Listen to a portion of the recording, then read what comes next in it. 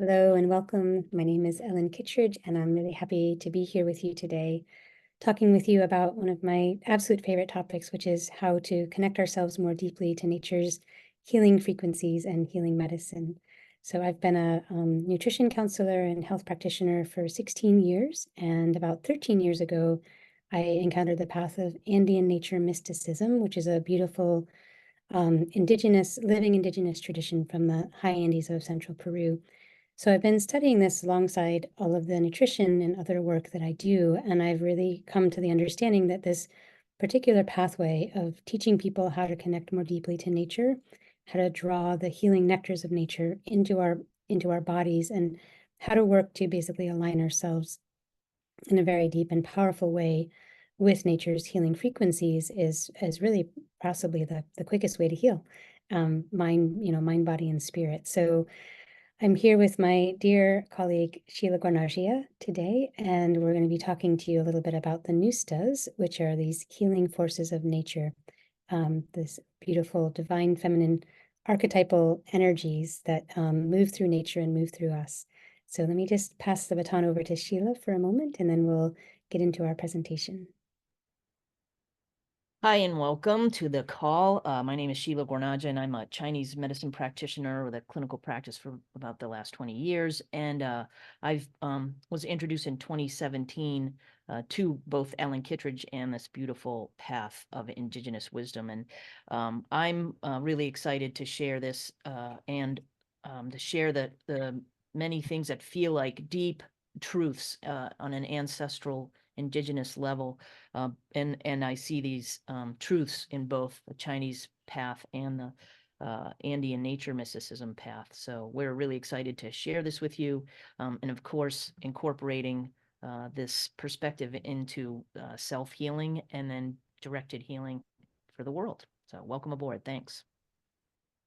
Thank you so much, Sheila. So I'm going to just do a little screen share. We have a few slides for you to share a few things that might be helpful in taking us deeper into this conversation that we're having today.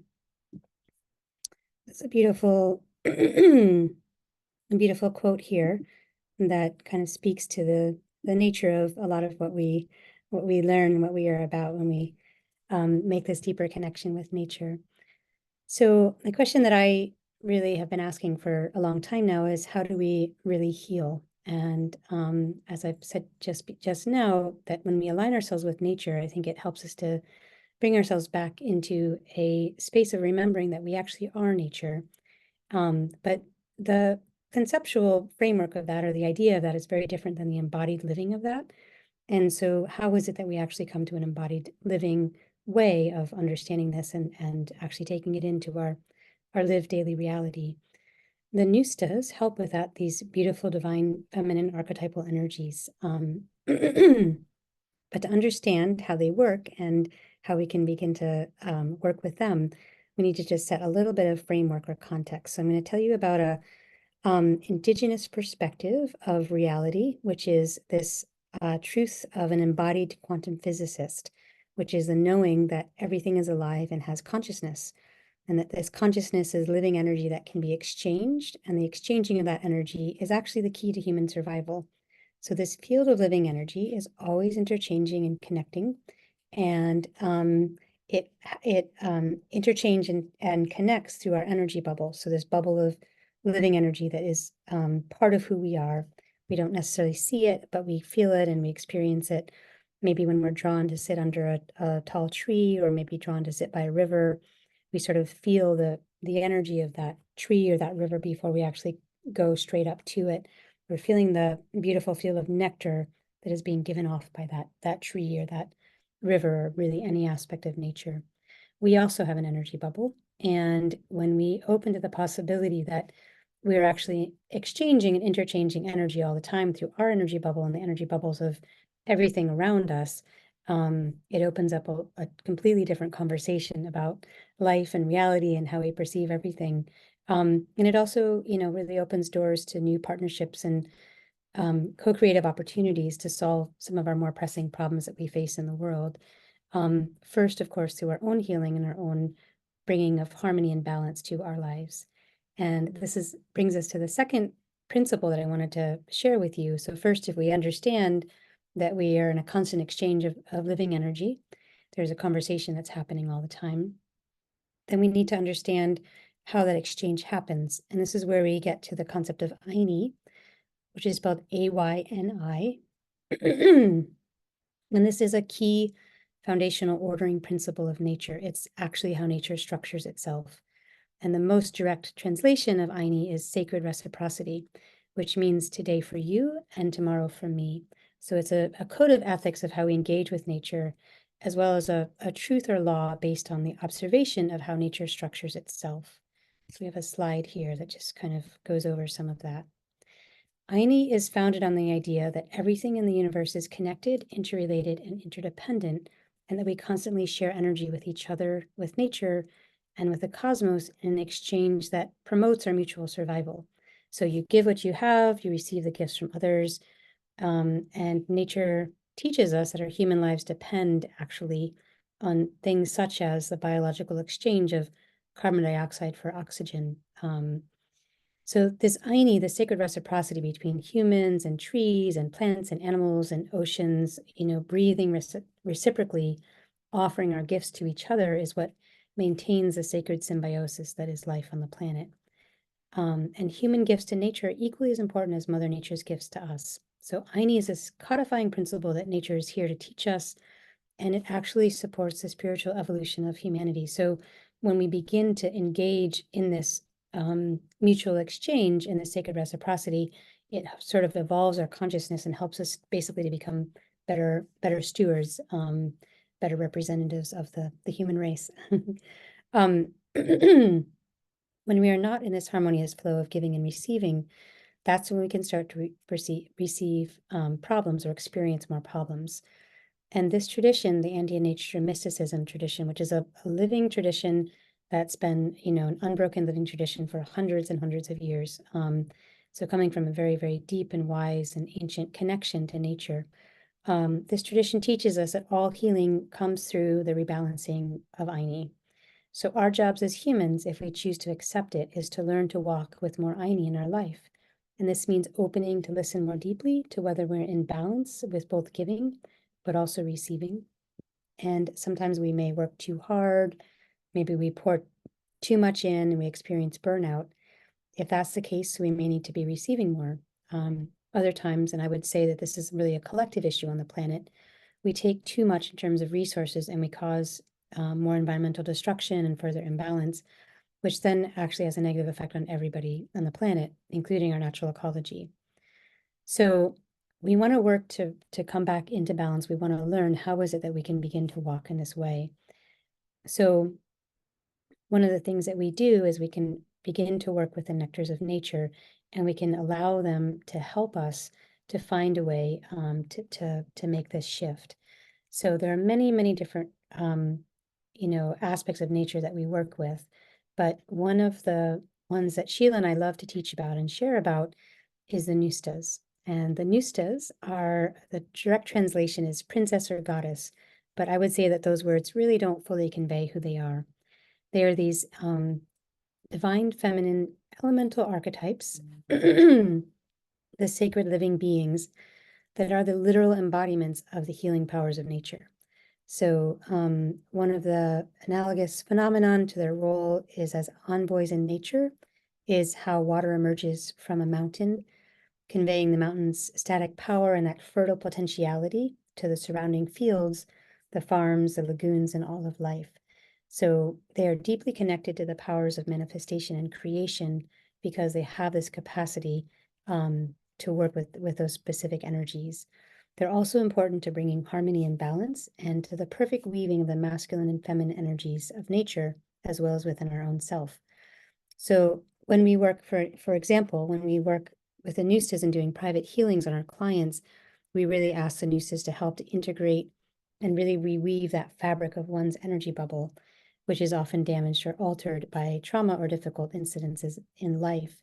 So the Ñust'as can help us to bring about harmony in our own energy bubble, in the fabric of our own reality. There are an infinite number of Ñust'as, from the tiniest beings that assist the plants in growing to the Ñust'as, which are the cosmic or world level Ñust'as that connect us to the greatest healing forces in the universe. Information from the Pacos, who are our teachers in the Andes. Paco directly translates to something like nature priest, but it can also mean student or initiate. So information from Pacos about the Ñust'as is actually reemerging right now.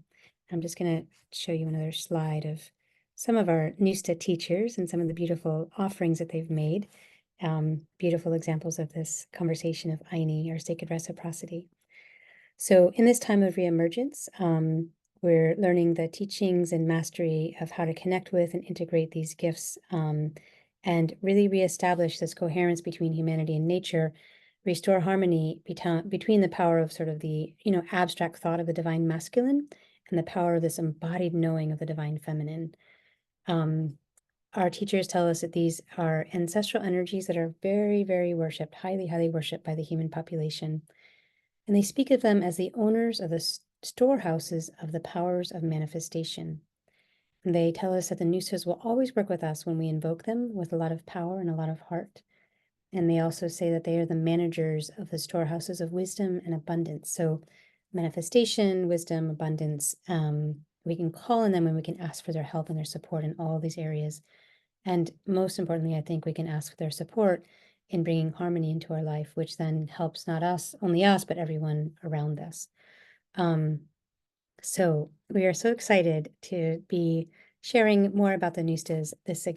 These are teachings that have really only been actively shared outside of Peru for maybe 10 years. It's a very, very ancient and yet new teaching that is coming through because of the times that we're in, and because of the fact that we would suggest that it's really important that these teachings emerge now. And I will let Sheila speak a little bit more to that. Thanks, Ellen. So yeah, why now? Why is this important now? And why do we feel like it's emerging in a very timely and organic fashion now? And in this slide, I'm talking a little bit about prophecy and legacy, with our kind of badass llama standing in for Pachamama here. So our teachers in Peru are among indigenous people all over the world who, against the odds, have preserved their traditional way of interacting with nature. And it is beautiful. There are beautiful traditions. And in particular, our teachers in Peru are very excited and anxious to get these teachings out. Their prophecy involved, 500 years of what they refer to as the Pachacuti, which means like the turning or the upside down of humans and nature, a time of both earth changes and changes in the human culture. And that the highlight of the prophecy, of course, is that this would usher in a time they refer to as the Qarpay Pacha, which is a kind of enlightenment, a period of a golden age when humanity would recover what our special powers are, what our special purpose is. And Qarpay Pacha actually translates as the time when we remember who we are. And so these teachings have been given with great enthusiasm, and we're incredibly grateful to be on the receiving end. These are teachings that go all the way back to the Inca Empire, and many of our teachers can trace their lineage back generation by generation. And part of it is about really becoming aware of our energy body and our energetic and spiritual anatomy. And so many of the things we teach in our workshop involve learning these exercises, and then using them to essentially go to the gym for your spiritual body. And one of the several prophecies that are shared is the prophecy of the three children, which refers in a kind of poetic way to the three energy centers of the body, where we develop our energy of service, our energy of enlightened wisdom, and our energy of compassionate love.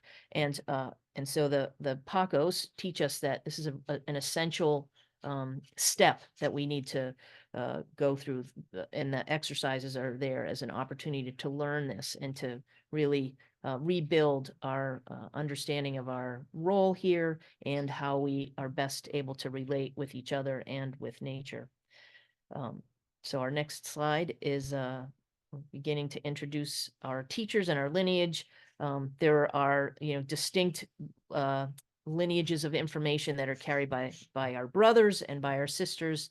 And here we see some of our contemporary teachers who are carrying these lineages from way back in the Inca Empire. Next slide, Ellen, please. Some of our main teachers are Don Juan Núñez del Prado and Don Ivan Núñez del Prado, who are anthropologists in Cusco, and they've been initiated by these three esteemed Alto Misayocs, which is to say, the highest initiated levels of medicine people, and Elizabeth Jenkins, who was their student, and they are our teachers. And as I mentioned before, these teachers, Don Benito Corihuaman and Don Andres Espinosa, Don Melchor Deza, can trace their lessons, their teachings, these lessons that they've learned and the teachings that they offer forward back to the Inca Empire when before the 1500s when the Spaniards arrived. So we're really grateful that these folks have brought these teachings to us and share them with great generosity. Don Juan and Don Ivan are the son and grandson of Don Oscar Núñez del Prado, who was essential in helping the Quero people recover their land, their homeland from Peru. So they actually own their own homeland there in Queros. And our next slide shows our contemporary teachers, and in this case, our Ñust'a Paco teachers, the female Pacos, Doña Marcosa, with her daughter Karina. They're actively, awakening this tradition and maintaining this tradition with their children, Doña Zenobia and her daughter, Zoraida. And, this is an exciting thing. One of the things Don Benito noticed was that a lot of the Peruvian folks were kind of losing interest in these traditions. And he knew that as Westerners were encouraged by the Pacos to learn and keep these traditions, that their own children would become interested also. And this, in fact, is what's happening. So Karina and Zoraida represent the next generation. In our next slide, here are some of our Maestro Pacos, Papa Don Martin and Papa Don Umberto. These gentlemen live in Queros up in the high Andes, maintaining these traditions and sharing them in their next generation, Don Ricardo and Don Francisco. And here we have a lovely photo of our Ñust'a Pacos, our sisters down at a special mountain in Peru named Apu Mama Simona. And Mama Simona was a living person who, after her death, was interred in this mountain, and almost in a similar tradition to the Bodhisattva tradition, her wisdom lives still in this mountain. And in 2014, a Ñust'a Mesa, which is a sacred medicine bundle with sacred power objects, and it was recovered at this mountain, and it was kind of heralded as a signature of this reawakening. So here are beautiful sisters standing with Apu Mama Simona in the background. Apu is their term for the sacred mountain beings, and these are power spots on the earth that hold, contain, and transmit very special energies. And we have those in the mountains here where we live in North America, and where Ellen lives in England. There are power spots all over. So this is a tradition that can be applied anywhere you are to acknowledge the wisdom, the consciousness in nature that is all around us. So with the awakening of awareness of Mama Simona and her tradition and the Ñust'a magic, if you will, we like to refer to this as an awakening of the divine feminine consciousness. Masculine consciousness is often associated with abstract thinking and problem solving rather, and purposefulness and directed action, whereas feminine consciousness, which of course is inborn in men and women, it is just a different way of addressing and interacting with the energy of the world. It tends to be more internal, non-linear. You could say like non-verbal or pre-verbal and intuitive. And so the Ñust'as and the way that we are taught the Ñust'as and the way that we offer the teachings on the Ñust'as and the exercises really is awakening and strengthening this level of consciousness. One of the things I love most about this tradition is that it highly, highly values direct experience. Whenever we, are curious about things or are asking our teachers for, deeper information or more kind of esoteric information about these teachings, they'll often turn it back and say, well, what do you think? How is that? How are you experiencing that? What does that feel like for you?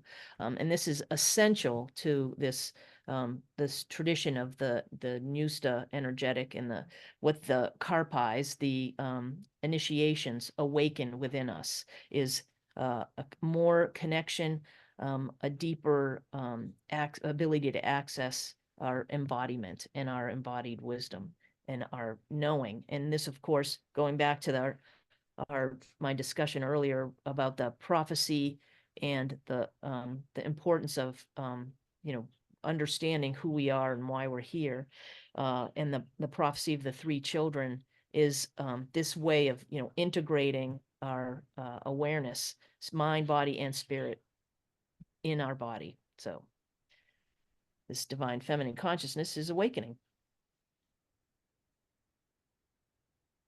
Right. So thank you so much, Sheila. Hand it over to Ellen. Thanks, Ellen. Thank you so much. That was awesome. And it's just, I just love how colorful the clothing of our teachers is. And I asked them one time, about why their clothes are so colorful and so bright and so much rainbow energy and everything. And they said, well, we're flowers of Pachamama, so we dress like that, and it's just a beautiful way to perceive oneself as a flower of Pachamama, a flower of the earth, as a divine, creation that is here to be a part of something, and express yourself. And so this is what we love to share, is how we can realign ourselves with nature, how we can line ourselves back up and harmonize these masculine and feminine energies within, and call in the healing support of the Ñust'as, and specifically the Texay Ñust'as, which are the global or cosmic sort of world level healing forces. So once a year, we teach the Texay Ñust'a Qarpay, which is a sort of energetic transmission. The Qarpay, could also call it a rite. It's a literally like a irrigation of the energy bubble with the healing frequencies. And I've been teaching this since 2016 with my colleague Susanna, and then Sheila joined us in 2018 to start learning about the Ñust'as, and then we started all teaching together in 2021, and then the last couple of years, Sheila and I have taught this together as Susanna has retired from the teachings. So we want to invite you to come and join us if you would like to learn this. It's a really powerful transmission. There is a limited number of people just because of the nature of the work that we do. And just wanted to show you a little bit of the beauty at the place that we hold this workshop, which is in Starhart Farm in Madison County, North Carolina, Marshall, North Carolina. This is the beautiful, beautiful transmission. You can just see by looking at these pictures, it's a very sacred land, very sacred place. It's surrounded by beautiful mountains, and there's a stream that runs right by the property. And there's something very special built on this land called the Pulsation Center. And I'm wondering, Sheila, if you could maybe share a little bit more about the Pulsation Center. Yeah, thank you, Ellen. The Starhart Farm is home to this device, you could say, a sacred geometric and environmental device that they call the Pulsation Center. Was devised and built by the students of a woman who's a geobiologist from Germany, Maria Felsenreich. And what the device does, and it's the first thing that's important about it is it's the only one in North America, this pulsation center device. And it's one of what the plan was to be one on each continent. So the plan was to complete 7 of them. And regrettably, Maria passed away shortly after this one was built. And so there are 3 in the world, one in Europe, one in Australia, and one here in North America at Starheart Farm. And this device is a kind of a, when you hear about how they built it, it's pretty complex. But essentially, what it does is it creates a vortex right there at that location that draws in electromagnetic frequencies that are essentially polluting our atmosphere, and then ground that. And then they recycle energy back out. So it creates this toroid of energy here in this place that essentially services the entire continent of North America. So we feel honored to be able to engage with this specific piece of land. It's a beautiful place, remote out in the mountains. It's super nice. Our weekends are like getting away and, camping in nature. And yet we also try to add a little bit of luxury to that. And then we have these beautiful power spots that are, geometric devices that help to cycle energy very similarly to the way we learn the energetic exercises from our teachers to cycle energy through our own energy bubbles. So it's a unique way to experience the land and ourselves and the land. And more and more what's coming out is that nature is reality is fractal in nature, and the microcosm recapitulates the macrocosm. And so when we step into this beautiful space and offer our own energy to cycle energy with the land, there's no telling how broadly that healing can impact. So that's the pulsation center. Thank you so much, Sheila. Yeah, it's an incredibly special place to be, and we do some direct work at the Pulsation Center as part of the initiations that we receive in the Qarpay. So here's just a few other pictures from our workshop last year. Yeah, at the workshop, it's very intensive. We have long days.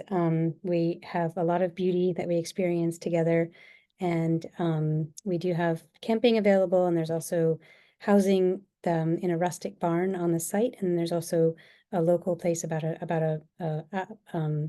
a mile away that's called the Ascension House, which is a really beautiful place to stay as well. So some of that housing has been already secured, but for each workshop, we do have that available. And then if that fills up, then there's local Airbnbs as well that we can help to connect you with if you're coming from out of town. So please join us. We would so love to have you come and experience these beautiful healing nectars of nature, receive direct healing, mind, body, and spirit, come out of this completely changed and transformed. The feedback that we get every single time is just, this is truly life-changing. And I do believe that to be the case. And it's because when our bubble changes, when we have a shift in the energy that we are carrying in our life and specifically in our energy bubble around our physical body, it completely shifts the way we engage with everything. And this is what this workshop really offers. Additionally, we also have more advanced work that we do beyond this workshop. So once you're come and do this in person initiation in Qarpay, then there becomes available a whole another level of work that we can offer to you. So if you would like to join us, this is the information. For more information, the website for more information to register, Ñust'as.love, and the dates for this year's workshop. And we hope to see you there.